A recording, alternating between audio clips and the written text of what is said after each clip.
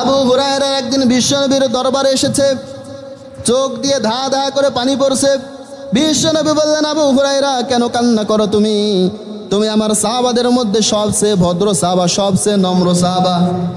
কি হয়েছে তোমার? কেউ কি তোমাকে গালি দিয়েছে কিনা? কেউ কি তোমাকে মেরেছে কিনা? আবু হুরায়রা রাদিয়াল্লাহু তাআলা আনহু বলে, ইয়া রাসূলুল্লাহ, মা আমাকে মেরেছে। বিশ্বনবী বললেন, আবু হুরায়রা তোমার মা কেন তোমাকে মারলো? তুমি কি তোমার মায়ের সঙ্গে কোনো বেয়াদবি করেছো নাকি? তুমি কি তোমার মায়ের সঙ্গে কোনো গুস্তাখি করেছো নাকি? আবু হুরায়রা বলে, ইয়া রাসূলুল্লাহ, আমি আমার মায়ের সঙ্গে কোনো বেয়াদবি করি নাই, আমি আমার মায়ের সঙ্গে কোনো গুস্তাখি করি নাই। বিশ্বনবী বললেন, তাহলে তোমার মা কেন তোমাকে মারলো? আবু হুরায়রা বলে, ইয়া রাসূলুল্লাহ, গতকাল যখন আপনার দরবার থেকে বাড়িতে যাই, বাড়িতে ফিরতে আমার দেরি হয়েছিল। বাড়িতে ফেরা মাত্র আমার মা জিজ্ঞাসা করলো, কোথায় গিয়েছিল আবু হুরায়রা? আমি বললাম, আমি সেখান থেকে এসেছি যেখানে আসমানের ওই জিবরাইল তাশরিফ নিয়ে আসে। সুবহানাল্লাহ। এই কথাটা শোনা মাত্র আমার মা তেলে বেগুনে জ্বলে উঠল, আর বলল, আবু হুরায়রা, বিশ্বনবীর দরবারে ছেড়ে দিবা, নইলে আমার ঘর ছেড়ে দিবা। বিশ্বনবী বলল, আবু হুরায়রা, তুমি কি বলেছো? আবু হুরায়রা বলেন, ইয়া রাসূলুল্লাহ, আপনার কদমটাকে পাওয়ার জন্য শুধুমাত্র আমার মায়ের কদম কেন, পৃথিবীর সব কিছু আপনার জন্য ছেড়ে দিতে পারি। সুবহানাল্লাহ পড়বেন না? আপনাকে পাওয়ার জন্য শুধু আমার মা কেন, এই পৃথিবীর যা কিছু আছে সব কিছু আপনার জন্য কুরবান গো নবী। ফিদাকা ইয়া আবি ওয়া উম্মি, আপনার জন্য আমার মা, আপনার জন্য আমার বাবা, আপনার জন্য আমার জীবন, আপনার জন্য আমার সব কিছু কুরবান ইয়া নবী, আপনার জন্য সব কিছু আমি ছেড়ে দিতে পারি। বিশ্বনবী বললেন, আবু হুরায়রা, তাহলে কেঁদে কেঁদে আমার কাছে কেন এসেছে? তুমি কি তোমার মায়ের নামে আমার কাছে নালিশ করো নাকি? এইটা তোমার ছেলের ব্যাপার, এইখানে আমি নবী কি করতে পারি? এইখানে আমার কিছুই করার নাই। এ কথার ওয়েট বুঝেন, এ কথার ওজন এটা বুঝেন। শারঈ, আল্লাহ তাআলা যাকে শরীয়তের প্রণেতা বানিয়েছে, এ নবী যদি একটা কথা বলে ওইটা শরীয়তের বিধান হয়ে যায়। যার চেয়ে শ্রেষ্ঠতম কোনো মানুষ নাই, দুনিয়ারও বাদশাহ, আখিরাতেরও বাদশাহ, সমস্ত নবীদেরও নবী। এই নবী বলছে, আবু হুরায়রা, এটা তো মার ছেলের ব্যাপার, এখানে আমার ইন্টারফেয়ার করার কিছু না, এখানে আমি কিছু করতে পারবো না। তাহলে মায়ের গুরুত্বটা কি বুঝতে পারছেন? বিশ্বনবী বলে, এটা মার ছেলের ব্যাপার, এখানে আমার কিছু করার না। আবু হুরায়রা, তুমি আমার কাছে নালিশ করো না। আবু হুরায়রা বললেন, ইয়া রাসূলুল্লাহ, আমি তো আমার মায়ের নামে আপনার কাছে নালিশ করি না। আমি জানি আল্লাহ তাআলা আমাকে হেদায়েত দিয়েছেন, আপনি যদি আমার মায়ের জন্য দোয়া করেন, হেদায়েতের দোয়া, ওই দোয়া আল্লাহ তাআলা ফিরাবেন না। আমি আপনার কাছে এই জন্য এসেছি, আপনি আমার মায়ের জন্য দোয়া করে দেন, আমি নিশ্চিত আল্লাহ তাআলা আপনার দোয়া কবুল করে নেবে। আল্লাহর হাবিব হাত উঠালেন, আল্লাহুম্মা হাদি উম্মা আবি হুরায়রা, আল্লাহুম্মা হাদি উম্মা আবি হুরায়রা। আবু হুরায়রা সাহাবাদের মধ্য থেকে উঠে দিছে দৌড়।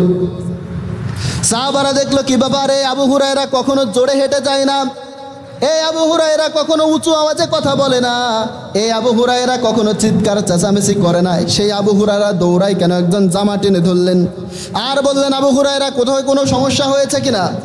এত জোরে জোরে কেন তুমি হেঁটে যাও? এত জোরে জোরে কেন তুমি দৌড়াও? কোথাও কোনো সমস্যা হয়েছে কিনা? আবু হুরায়রা ঝাড়ি দিয়ে জামাটা ছুটায় বলে, আমাকে দৌড়ে যেতে দাও, আমি দৌড়ে গিয়ে দেখতে চাই আমি আমার বাড়িতে আগে পৌঁছাই নাকি বিশ্বনবীর দোয়া আমার বাড়ির মধ্যে আগে পৌঁছাই। আমি দৌড়ে যেয়ে দেখতে চাই যে আমি আগে বাড়িতে পৌঁছাই নাকি বিশ্বনবী যে আমার মায়ের জন্য দোয়া করলেন, আল্লাহুম্মা হাদি উম্মা আবি হুরায়রা, আল্লাহুম্মা হাদি উম্মা আবি হুরায়রা, এই দোয়াটা আমার বাড়িতে আগে পৌঁছাই। দৌড়ে চলে গেলেন দরজায় কড়া নাড়ালেন। ভিতর থেকে আওয়াজ আসলো, মামবিল বাব, কে এসেছে আমার দরজায়? আবু হুরায়রা রাদিয়াল্লাহু তাআলা আনহু বলেন, রাইসুল মুহাদ্দিসিন, সবচেয়ে বেশি হাদিস যার থেকে বর্ণিত হয়েছে সে আবু হুরায়রা বলেন, যখন আমার মা ভিতর থেকে বললেন মামবিল বাব, এই ছোট্ট কথাটার ভিতরে শিরকিয়াতের কোনো গন্ধ আমি পাই নাই, তাওহীদের স্পষ্ট সুর আমি আবু হুরায়রার কানে বেজেছে। অর্থাৎ আবু হুরায়রা দৌড়িয়ে যে বাড়ির মধ্যে আসছে, বাড়িতে আসার আগেই দোয়া কবুল করেছেন কে? আবু হুরায়রার মা ভিতর থেকে দরজা খুলে দিলেন। আবু হুরায়রা দেখলেন সাদা চুল বেয়ে বেয়ে পানি পড়ে। আবু হুরায়রা জিজ্ঞাসা করলেন, এখন কেন গোসল করেছো?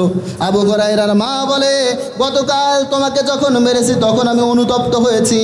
আমার আবু হুরায়রা তো ভুল কোথাও যায় নাই, আমাকে নিয়ে চলো বিশ্বনবীর দরবারে, আর আমি পড়তে চাই আশহাদু আল্লা ইলাহা ইল্লাল্লাহু ওয়াহদাহু লা শারীকা লাহু ওয়া আশহাদু আন্না মুহাম্মাদান আবদুহু ওয়া রাসূলুহু। আল্লাহু আকবার। তাইলে মসজিদে নববীতে দোয়া করেছে আবু হুরায়রা, দৌড়ে বাড়িতে যাওয়ার আগে দোয়া কবুল করেছেন কে? হাত উঠাইতে দেরি, দোয়া কবুল হতে দেরি। কথা বুঝিয়েন, বিশ্বনবী হাত উঠাতে দেরি, দোয়া কবুল হতে দেরি আছে?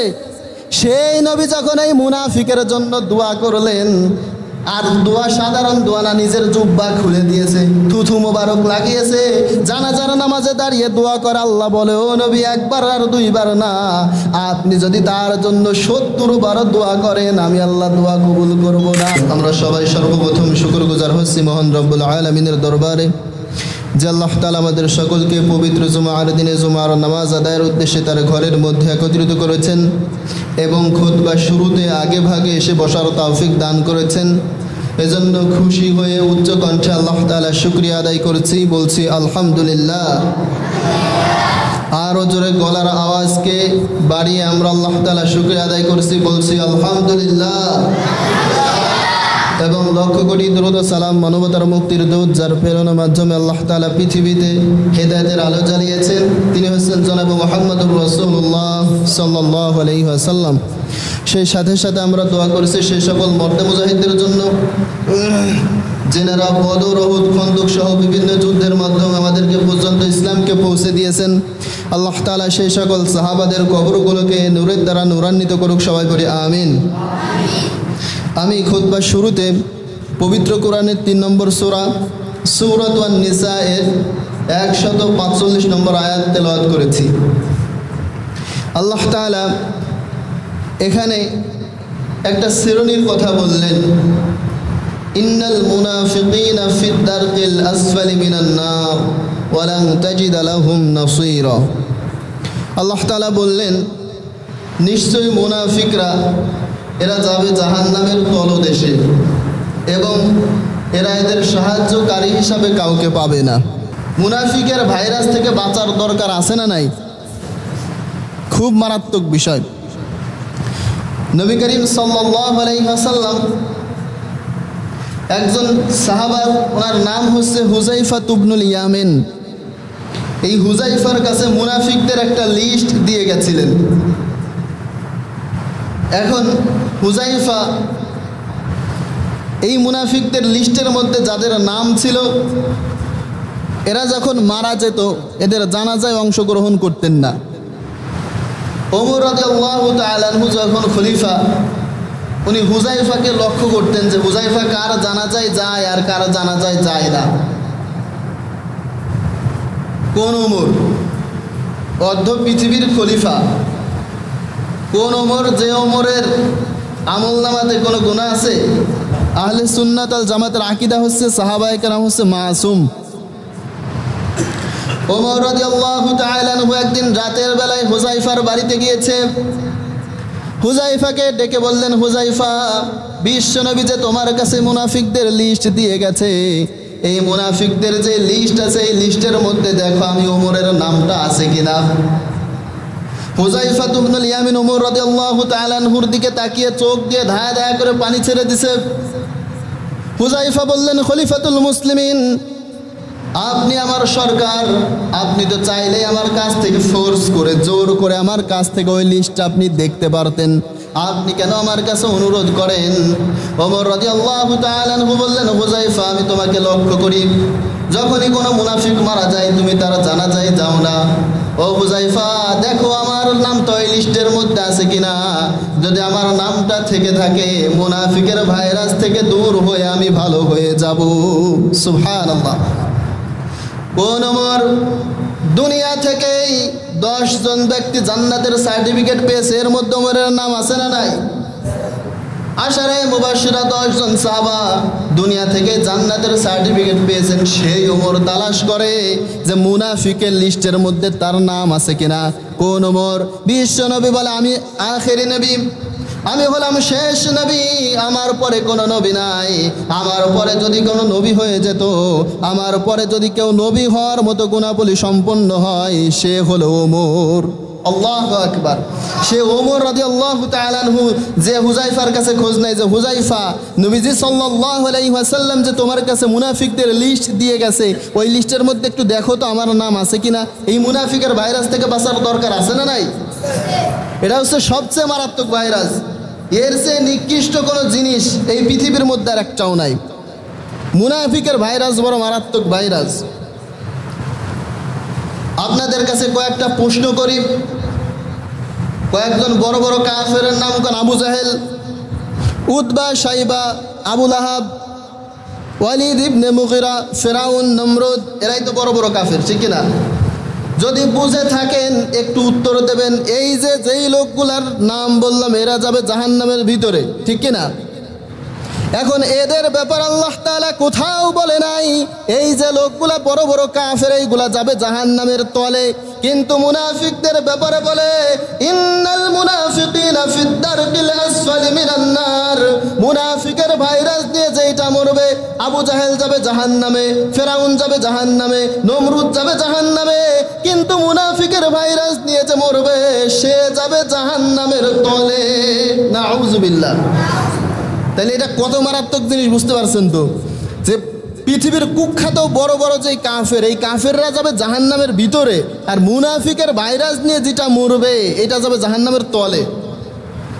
এই ভাইরাস থেকে বাঁচার দরকার আছে না নাই? এই মুনাফিক যে কত নিকৃষ্ট দেখেন। নবী করিম সাল্লাল্লাহু আলাইহি ওয়াসাল্লামের সময় মুনাফিকদের ব্যাপক একটা দল ছিল। এখন মুনাফিক তো আর চেনা যায় না, বিশ্বনবী চিনতে পারে না, আমরা তো কোথাকার কেডা। আপনি যদি বলেন হুজুর আমি হিন্দু দেখব, আমরা স্টেট ফরওয়ার্ড বলতে পারি আপনি ইন্ডিয়ায় চলে যান, ভারতে চলে যান, হিন্দুর অভাব নাই। আপনি যদি বলেন আমি খ্রিস্টান দেখব, আপনাকে আমরা বলতে পারি আপনি ইংল্যান্ডে চলে যান, লন্ডনে চলে যান, খ্রিস্টানের অভাব নাই। যদি বলেন বৌদ্ধ দেখব, আমরা বলবো আপনি চীনে চলে যান, মিয়ানমারে চলে যান, বৌদ্ধর অভাব নাই। যদি কেউ জিজ্ঞাসা করে হুজুর আমি মুনাফিক দেখব, কোথায় যেতে হবে? কোথাও যাওয়া লাগবে না। মুসলমান যেইখানে আছে ওইখানে মুসলমানের বেশ ধরে মুনাফিকও বসে আছে, ঠিক কিনা? কারণ এ তো চেনা যায় না। জুব্বা দাড়িটা টুপি লাগায় মনে হয় পাক্কা মুসলমান, কিন্তু যখনই সুযোগ পাই ইসলামকে জবাই করে, ঠিক কিনা? চেনা যায় না। বিশ্বনবী নিজে চিনতে পারে নাই। বিশ্বনবীর পিছনে নামাজ পড়েছে, বিশ্বনবীর সঙ্গে সব কিছু করেছে, বিশ্বনবীর মসজিদে দান সদকা করেছে। মুনাফিকদের সর্দার আব্দুল্লাহ ইবনে উবাই ইবনে সুলুল মারা গেল। এই আব্দুল্লাহ ইবনে উবাই ইবনে সুলুলের বড় ছেলেটা বিশ্বনবীর কাছে এসে বলছে ইয়া রাসূলুল্লাহ আমার আব্বা মারা গেছে। সে যে মুনাফিক ছিল আপনিও জানেন আমিও জানি। আমার বাবা মারা যাওয়ার সময় সে বলেছিল, তার ওসিয়ত ছিল আপনি যেন তার নিজে তার জানাজাটা করেন, আপনার একটা জুব্বা দিয়ে যেন তার কাফন করা হয়। বিশ্বনবী দারনবী মারনবী সাহাবাদের মধ্য থেকে উঠে যাবে আব্দুল্লাহ ইবনে উবাইয়ের জানাজায় যাওয়ার জন্য ওমর রাদিয়াল্লাহু তাআলা আনহু জুব্বা টেনে ধরলেন। বুঝতে পারছেন? বিশ্বনবীর জামা ওমর রাদিয়াল্লাহু তাআলা আনহু টেনে ধরছে আর বললেন ইয়া রাসূলুল্লাহ কার জানাজায় যান? এই লোকটা যে মুনাফিক ছিল আপনিও জানেন, আমরা সবাই জানি। ওদের যুদ্ধের সময় 3 শতাধিক সাহাবাদেরকে নিয়ে সে যুদ্ধ থেকে ভেগে এসেছিল, তার জানাজা আপনি যাবেন না। বিশ্বনবী বললেন ওমর আল্লাহ তো আমাকে নিষেধ করে নাই, আমাকে যেতে দাও, গিয়ে দেখি কি অবস্থা।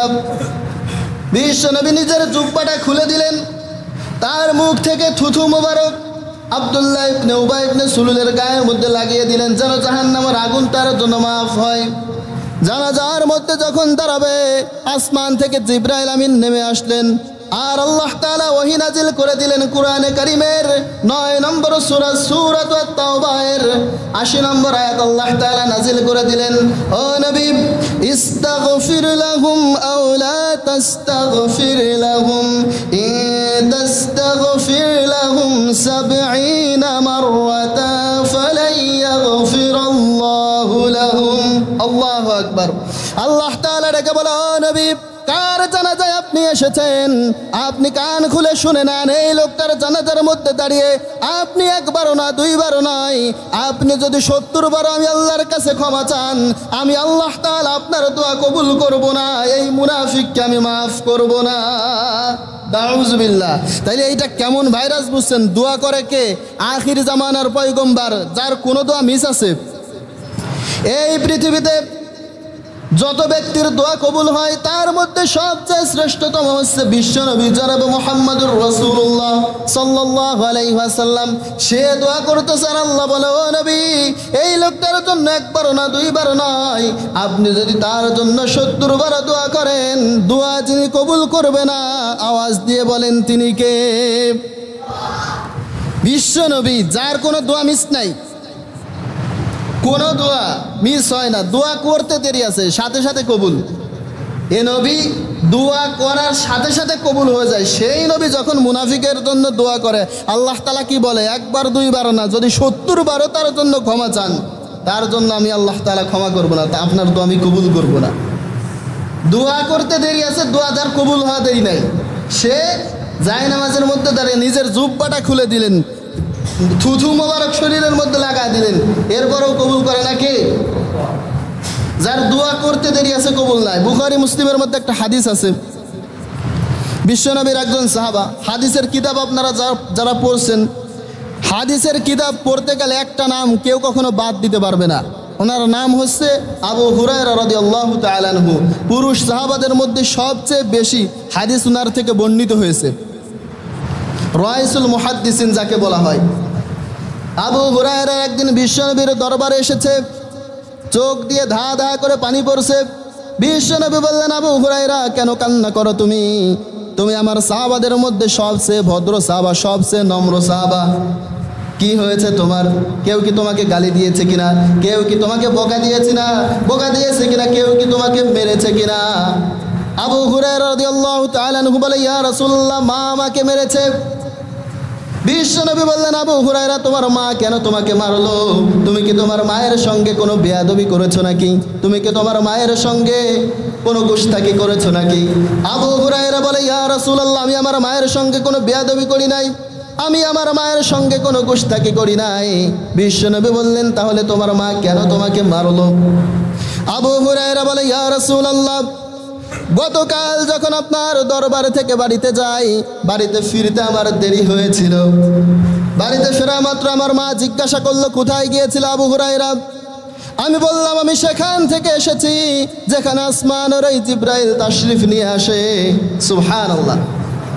এই কথাটা শোনা মাত্র আমার মা তেলে বেগুনে জ্বলে উঠল, আর বলল, আবু হুরায়রা, বিশ্বনবীর দরবারে ছেড়ে দিবা, নইলে আমার ঘর ছেড়ে দিবা।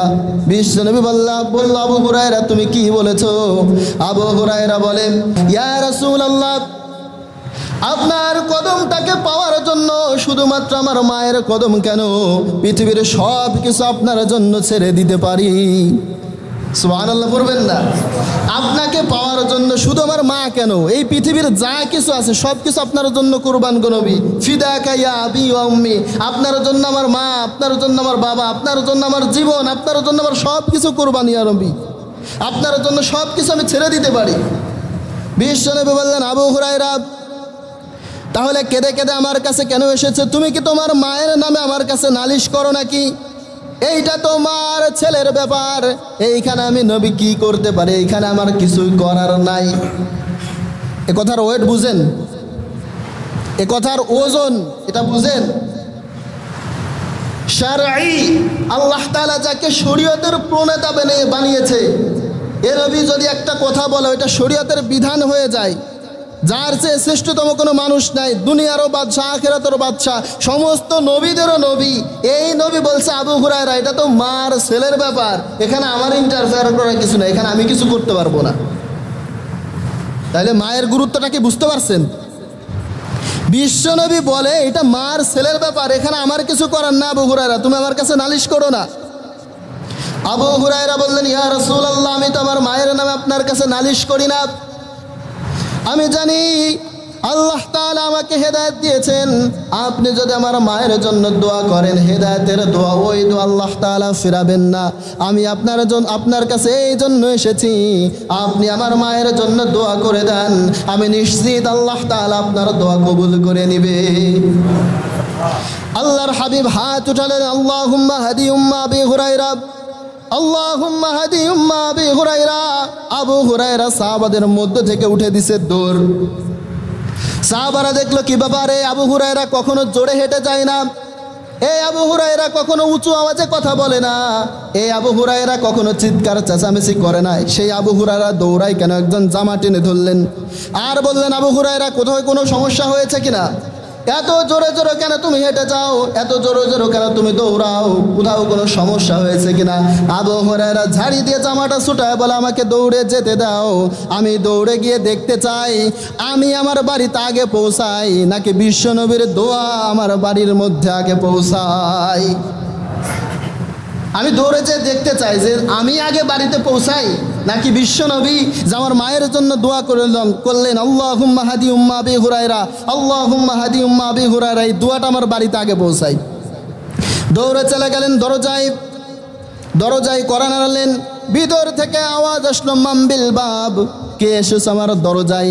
আবু হুরায়রা রাদিয়াল্লাহু তাআলা আনহু বলেন, রাইসুল মুহাদ্দিসিন, সবচেয়ে বেশি হাদিস যার থেকে বর্ণিত হয়েছে সে আবু হুরায়রা বলেন, যখন আমার মা ভিতর থেকে বললেন মামবিল বাব, এই ছোট্ট কথাটার ভিতরে শিরকিয়াতের কোনো গন্ধ আমি পাই নাই, তাওহীদের স্পষ্ট সুর আমি আবু হুরায়রার কানে বেজেছে।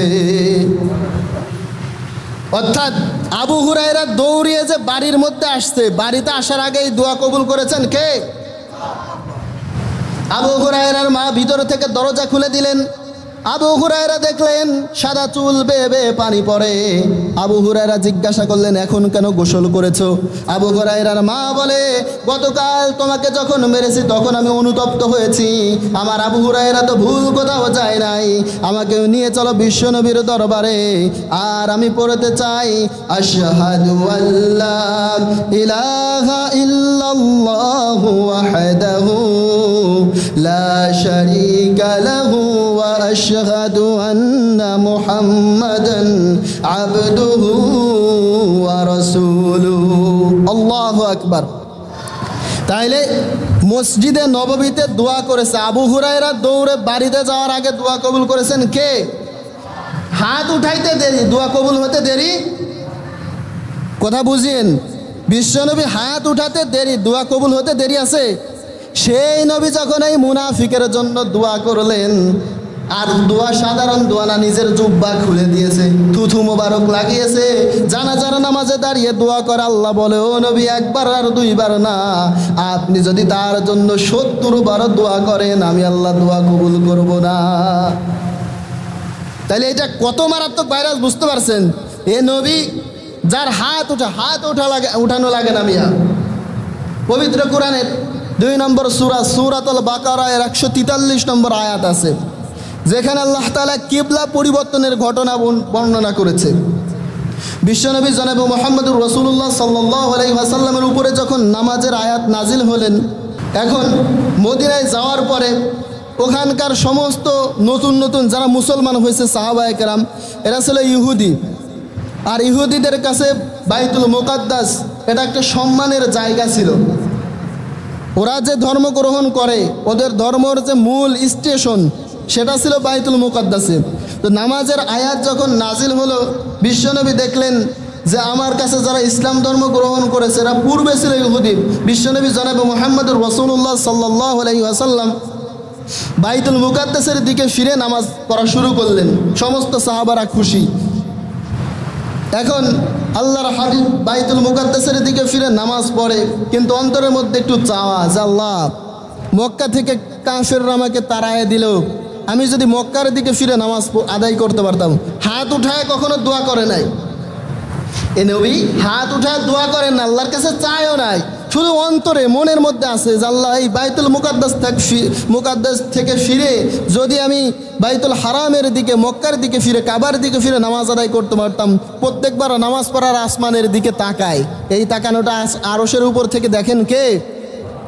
আল্লাহ রাব্বুল আলামিন আয়াত নাজিল করে দিলেন, ও নবী قد نرى تقلب وجهك في السماء فلنولينك قبلة ترضاها فول وجهك شطر المسجد الحرام الله أكبر الله تعالى বললেন, ও নবী আর আসমানের দিকে যে আপনি তাকান, এই তাকানোটা আমি লক্ষ্য করি।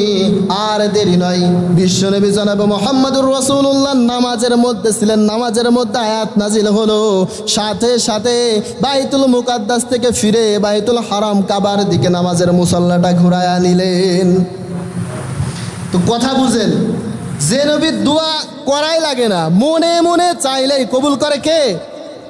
মনে মনে চাইলে যে আল্লাহ কবুল করে নেয়। সেই নবী যখন মুনাফিকের জন্য দোয়া করে, আল্লাহ বলে, নবী একবার আর দুইবার না 70 বারও করলে কবুল, এই দোয়া আমি কবুল করব না।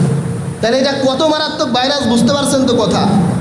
মূল যেটা এতক্ষণের কথা দ্বারা আমরা বুঝাতে চাই যে মুনাফিকের যে ভাইরাস, এটা সাধারণ কোনো ভাইরাস না, এই ভাইরাস হচ্ছে সবচেয়ে মারাত্মক ভাইরাস। আর এই ভাইরাসে আক্রান্ত হয়ে যদি কেউ দুনিয়া থেকে বিদায় নেয়, আল্লাহ তাআলা বলে, ইন্নাল মুনাফিকিনা ফিদ দারকিল আসফালি মিনান নার, এই মুনাফিকের স্থান হচ্ছে জাহান্নামের একেবারে তলে। তলে দ্বারা বুঝায় কি? যে পৃথিবীতে সবচেয়ে বড় বড় অপরাধ যারা করছে, বড় বড় কাফের যারা, আবু জাহেল, শাইবা, ওয়ালিদ ইবনে মুগীরা, ফেরাউন, নমরুদ, এরা যাবে জাহান্নামের ভিতরে। জাহান্নামের কয়েকটা স্তর আছে, এরা যাবে জাহান্নামের ভিতরে। আর মুনাফিকের ভাইরাস নিয়ে যে মরবে, ও যাবে একেবারে জাহান্নামের তলে। এর চেয়ে বড় খারাপ কোনো জিনিস আছে? এই মুনাফিকের ভাইরাস থেকে বাঁচার দরকার আছে না নাই? মুনাফিকের অনেকগুলো আলামত আছে। এর মধ্যে মুসলিম শরীফের মধ্যে হাদিস এসেছে, যে আবু হুরায়রার কথা বললাম, আবু হুরায়রা রাদিয়াল্লাহু তাআলা আনহু থেকে বর্ণিত, যে মুনাফিকের হচ্ছে 3টা প্রাথমিক আলামত এবং সর্বোচ্চ আলামত। অন্যান্য হাদিসের কিতাবের মধ্যে আসছে 4টা। এর মধ্যে 1 নম্বর হচ্ছে মুনাফিকের প্রথম প্রাথমিক আলামতগুলো একটু খেয়াল করেন। আবু হুরায়রা রাদিয়াল্লাহু তাআলা আনহু বলে যে মুনাফিকের প্রাথমিক আলামত হচ্ছে 3টা। 1 নম্বর হচ্ছে সে যখন কথা বলে, কথায় কথায় মিথ্যা কথা বলে। এটা মনে হয় আমাদের মধ্যে নাই, একেবারেই নাই। সে যখন কথা বলে, কথায় কথায় মিথ্যা কথা বলে, এলো মুনাফিকের আলামত। এতক্ষণ ধরে যে মুনাফিকের অবস্থান বুঝাইছে, আপনারা মোটামুটি অবস্থান ক্লিয়ার হয়েছেন না? যে আল্লাহ সবচেয়ে জাহান্নামের তলে দিবে। আর বিশ্বনবী যার হাত উঠানোই লাগে না, সে 70 বার দোয়া করছে এই মুনাফিকের জন্য, এই দোয়া কবুল হয় নাই। তাহলে এটা কত বড় নিকৃষ্ট, বুঝতে পারছেন তো? এর চেয়ে নিকৃষ্ট কিছু আর আছে? তো সেই মুনাফিকের আলামত হচ্ছে 1 নম্বর, সে যখন কথা বলে, কথায় কথায় মিথ্যা কথা বলে। মুসলিম শরীফের হাদিস। 2 নম্বর আলামত হচ্ছে এই মুনাফিক যখন ওয়াদা করে, ওয়াদা সে ভঙ্গ করে। ওয়াদা রক্ষা করতে গেলে কঠোর ইমানের দরকার হয়। সাধারণ ইমান নিয়ে, দুর্বল ইমান নিয়ে ওয়াদা রক্ষা করা যায় না। এখন মুনাফিকের 2 নম্বর আলামত হচ্ছে সে যখন ওয়াদা করে, এই ওয়াদা সে ভঙ্গ করে। ওয়াদা ভঙ্গ করে মুনাফিক, আর ওয়াদা পালন করে মুমিন। মুমিনের উপরে যদি মৃত্যুও আসে, সে মৃত্যুবরণ করতে রাজি, কিন্তু প্রকৃত মুমিন যে, এই মুমিন ওয়াদা ভঙ্গ করতে রাজি না। ইসলামের 2য় খলিফা ওমর রাদিয়াল্লাহু তাআলা আনহু যখন খেলাফতের আসনে, ওমর রাদিয়াল্লাহু তাআলা আনহুর দরবারে 2 জন যুবক একটা যুবককে ধরে নিয়ে এসেছে। ওমর রাদিয়াল্লাহু তাআলা আনহু বললেন, কেন তাকে নিয়ে এসেছো? ওই 2 যুবক বললেন, খলিফাতুল মুসলিমিন, এই লোকটার নামে আমাদের বিচার আছে, বিচারের জন্য আপনার কাছে নিয়ে এসেছি। ওমর রাদিয়াল্লাহু তাআলা আনহু বললেন, কিসের বিচার বলো? ওই 2 যুবক বললেন, খলিফাতুল মুসলিমিন, এই যে যুবকটাকে ধরে নিয়ে এসেছি, এই যুবকটা আমাদের পিতাকে হত্যা করেছে। ওমর রাদিয়াল্লাহু তাআলা আনহু বললেন যে তারা 2 যুবক যে কথা বলে, এই কথাটা কি সত্য? ওই যুবক বলছে, খলিফাতুল মুসলিমিন, কথা সত্য, কিন্তু এর আগে আরো একটু কাহিনী আছে, আরো একটু ঘটনা আছে। কি ঘটনা? ওই যুবক বলে, খলিফাতুল মুসলিমিন, আমার বাড়ি মদিনায় না, কয়েকশো কিলোমিটার পাড়ি দিয়ে মদিনায় আসছিলাম ব্যবসা করার জন্য, ক্লান্ত শরীরটা নিয়ে খেজুরের একটা বাগানের মধ্যে ঘুমিয়ে পড়েছিলাম। আর আমার যেই উটটা ছিল এই উটটাকে খেজুর গাছের সঙ্গে বেঁধে রেখেছিলাম। আমি বিশ্রাম নেওয়ার সাথে সাথে ঘুমিয়ে পড়লাম। ঘুম ভেঙে যখন উঠি দেখি আমার উটটা মরে পড়ে আছে, আর উটের পাশে একটা বৃদ্ধ লোক বসে আছে। আমি ওই বৃদ্ধ লোকটার কাছে জিজ্ঞাসা করলাম, কি ব্যাপার, আমার উটটার এই অবস্থা কেন? ওই বৃদ্ধ লোকটা বলে, এই উটটাকে আমি মেরে ফেলেছি। আমি যখন আমার চারা খেজুরের গাছের মধ্যে তোমার উটটা দেখলাম, আমি মিজাজ কন্ট্রোল করতে পারি নাই, রেগে গিয়ে একটা পাথর যখন নিক্ষেপ করেছি, উটটার মাথায় লেগে উটটা জমিনের মধ্যে পড়ে গেছে, আর বাঁচে নাই। এই কথা শুনে কয়েকশো কিলোমিটার দূর থেকে এই যুবক আসছে মদিনার মধ্যে ব্যবসা করার জন্য। তার যে বাহনটা ছিল এই বৃদ্ধ লোকটা এইটা মেরে ফেলেছে। প্রচণ্ড রেগে গেলেন, হাতের মধ্যে একটা পাথর নিয়ে বৃদ্ধর মাথার মধ্যে আঘাত করেছে। আঘাত করার সাথে সাথে ইচ্ছা ছিল না মারার, কিন্তু লোকটা বৃদ্ধ, আর লেগেছে মাথায়, জমিনের মধ্যে ছিটকে পড়ে গেলেন। এবার এই যুবকটা ছিল মুসলমান। সে দেখলো আমার দ্বারাই হত্যা হয়েছে, আমি একটা মানুষকে খুন করে ফেললাম, কিয়ামতের ময়দানে কোন চেহারা নিয়ে আল্লাহর সামনে দাঁড়াবো। আর ওইখান থেকে যায় না, বৃদ্ধকে পাহারা দেয় যে বৃদ্ধর কোনো লোক আসে কিনা। হত্যা করে পলায় না, চাইলে চলে যেতে পারে, কিন্তু হত্যা করে ফেলছে, ভুল করে ফেলেছে, অনুশোচনা যে আমি যদি চলে যাই কিয়ামতের ময়দানে কোন মুখ নিয়ে আল্লাহর সামনে দাঁড়াবো, বসে আছে। কিছুক্ষণ পর এই বৃদ্ধর দুই ছেলে আসলো আর বলল, আমাদের বাবাকে হত্যা করেছে কে? এই যুবক বলল, আমি হত্যা করে ফেলেছি। টেনে হিসেবে নিয়ে গেল খলিফার দরবারে। ওমর রাদিয়াল্লাহু তাআলা আনহুর দরবারে নিয়ে এবার বিচারের দাবি করলো। ওমর রাদিয়াল্লাহু তাআলা আনহু বলল, নিশ্চয় তুমি ইসলামের বিধান জানো। ইসলামের বিধান হচ্ছে হাতের বদলে হাত, পায়ের বদলে পা, জীবনের বদলে জীবন। তুমি যেহেতু হত্যা করেছো, এবার তোমাকে ফাঁসির মঞ্চে চড়িয়ে, তোমাকে শুলে চড়িয়ে তোমাকে হত্যা করা হবে। হত্যার রায় দিয়ে দিল। এবার ওমর রাদিয়াল্লাহু তাআলা আনহু বলল, তোমার কি শেষ কোনো চাহিদা আছে নাকি? তোমার শেষ যদি কোনো চাওয়া পাওয়া থাকে ওইটা পূরণ করা হবে। ওই যুবক বলল, খলিফাতুল মুসলিমিন, মদিনা থেকে কয়েকশো কিলোমিটার দূরে আমার বাড়ি।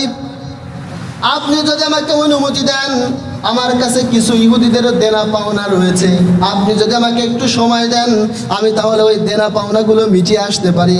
আর যদি আমি না মিটাই, তাহলে ওই ইহুদির ধারণা হবে মুসলমান হলো এমন যে একজনের কাছ থেকে ধার নিয়ে ওই ধার মুসলমান মিটাতে জানে না।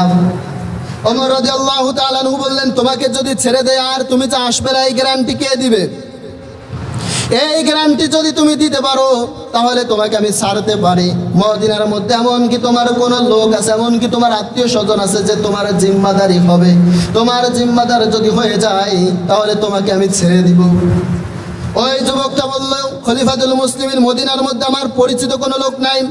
এই মদিনার মধ্যে আমি আসছিলাম ব্যবসা করার জন্য, আপনি আমাকে ফাঁসি দিয়ে দেন, আমার জন্য কেউ জিম্মাদার হবে না। উপস্থিত সাহাবাদের মধ্যে একজন সাহাবা, নাম হলো আবু যর গিফারি রাদিয়াল্লাহু তাআলা আনহু। আবু যর গিফারি সাধারণ কোনো সাহাবা নয়।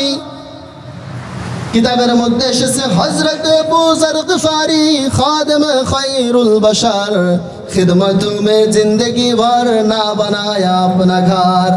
আবু যর গিফারি নবী করিম সাল্লাল্লাহু আলাইহি ওয়াসাল্লামের এমন খাদেম ছিলেন, নবীর দরজায় থাকতে থাকতে নিজের জন্য একটা ঘর বানাতে পারে নাই।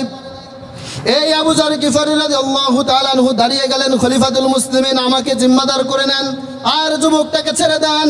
যুবক যদি ফিরে না আসে, তাহলে আমাকে ফাঁসি দিয়ে দেবেন।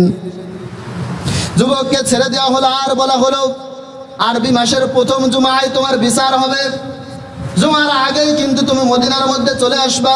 যুবকটা চলে গেলেন। বাড়িতে গিয়ে ওই ইহুদির দেনা পাওনাগুলো মিটিয়ে বাড়িতে আসছে। মা বাবার কাছ থেকে বিদায় নিবে, মা আমাকে বিদায় দাও, মদিনায় আমার বিচার হবে, আমি একটা হত্যা করে ফেলেছি। বাবার কাছে গেলেন বিদায় নেওয়ার জন্য, বাড়ি থেকে ছাড়বে না, জোর করে ছুটে আসলেন। এইদিকে আরবি মাসের প্রথম জুমার সময় ফজরের মধ্যে, ফজরের নামাজ শেষ হওয়ার পরে মদিনার মধ্যে থমথমে একটা অবস্থা বিরাজ করেছে। আবু যর যার জন্য জিম্মাদার হয়েছিল সে তো আসে নাই, না জানে আবু যরের উপরে বিচারের রায় হয়ে যায়। জুমার নামাজের সময় হয়ে গেল, ওই যুবক আসে না। জুমার নামাজ শেষ হয়ে গেল, খলিফাতুল মুসলিমিন বার্তাবাহককে পাঠালেন, আবু যরকে ডেকে নিয়ে আসো। আবু যরকে নিয়ে আসা হলো। ওই যুবক আসে না, আবু যরকে ফাঁসির মঞ্চে তোলা হলো। সমস্ত সাহাবারা কান্না করছে, জল্লাদ এক পা আগা আবার পিছাই। আবু যরের মতো এমন একজন সাহাবাকে কি করে ফাঁসি দেওয়া হয়? নির্দোষ আবু যরকে কেমন করে ফাঁসি দেয়? মদিনার মধ্যে কান্নার রোল পড়ে গেছে, যাহারে আবু যরের মতো এমন একটা মানুষকে কেমন করে ফাঁসি দেওয়া হয়?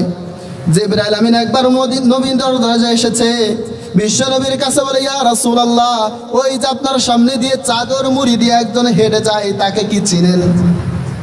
বিশ্ব নবী বললেন, জিবরাইল, চাদরের ভিতরে কে আছে বাহির থেকে তো দেখা যায় না, আমি কেমন করে চিনি?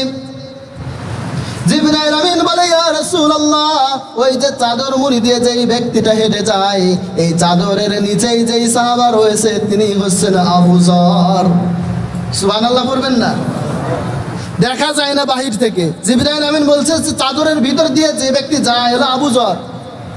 আল্লাহর হাবিব জিজ্ঞাসা করলেন, জিবরাইল, আবু যরকে তোমরা কেমন করে চিনো?